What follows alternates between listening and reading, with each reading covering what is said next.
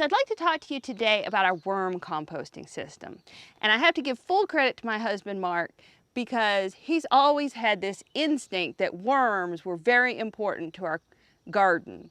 And I always said, you know what, honey, I can compost in all kinds of different ways, and worms add a layer of complexity. I'm not sure we need that. And he said, well, let's just give it a try. So the first 2 times we gave it a try, it actually wasn't as awesome as we had hoped. We started out with one of these little under the sink worm bins, and it had 2 main problems. One problem was that we had chickens at that time, so the food scraps that we were going to put in the under the bin worm bin were only the things that the chickens didn't eat. So that was, I think, onion and citrus peels. The worms didn't like that so much. And of course, the problem with a really little bin like that inside is that it's fiddly. If it brings in any insects or smells, you're going to notice it right away. So we stopped doing that pretty quickly. Instead, we decided to scale up to a really huge system. Mark built us some big wooden bins, and we teamed up with the local elementary school to get the food waste from their cafeteria.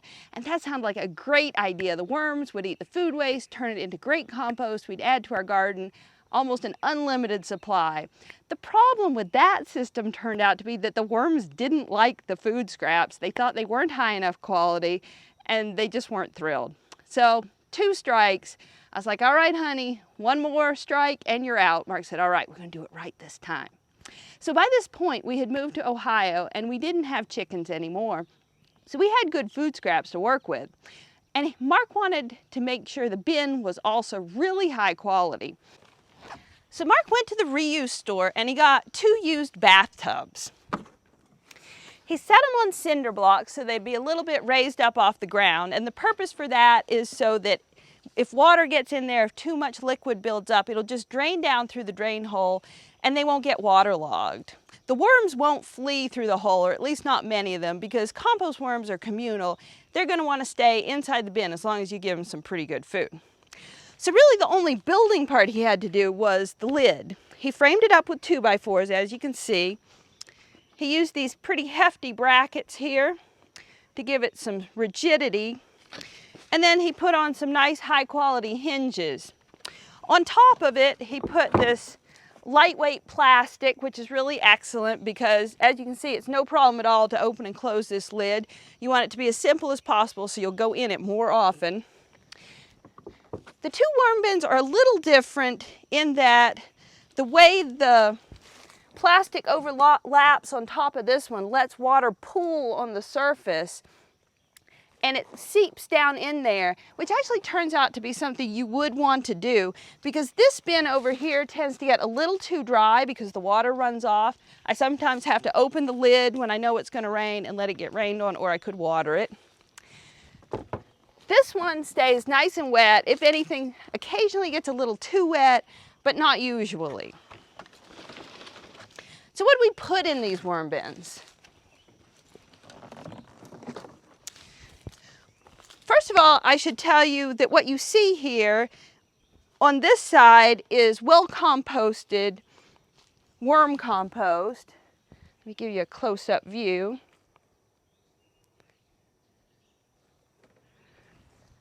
This worm compost has been in the bin for almost a year now. This is really high quality stuff that we're using in the parts of our garden that can benefit from it the very most. And I talk more about how to use it, how to use the worm compost in our course, Soil First Gardening. And the description of this video gives you a lot more information about that.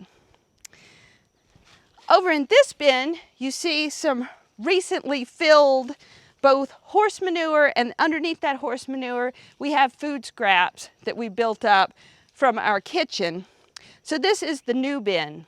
So the nice thing about having 2 bins here is you can fill one up, leave it alone. Worms like to be left alone, so a batch composting system is perfect for worms. Leave this one alone for at least a few months. It'll turn into this, and then I can start harvesting it out. If I run low on worms in one system also, I can move worms over to the other bin and vice versa. The final thing to be aware of when you're filling up your bin, well, first you have to buy worms. You don't want to just dig up worms out of the soil, of course. You need special composting worms, which you usually buy. We spent about $50 putting a pound of worms in one of these bins. But we only had to do that once because they'll keep expanding. We could actually spread it out into multiple bins if we wanted to. However, in a coldish climate, we are in zone 6 here, and it gets pretty cold in the winter.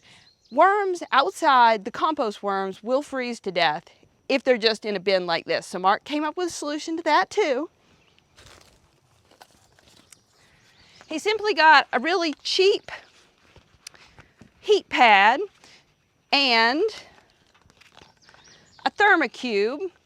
A thermocube is a little plug that only turns on at either 32 or 45 degrees, depending on which one you buy.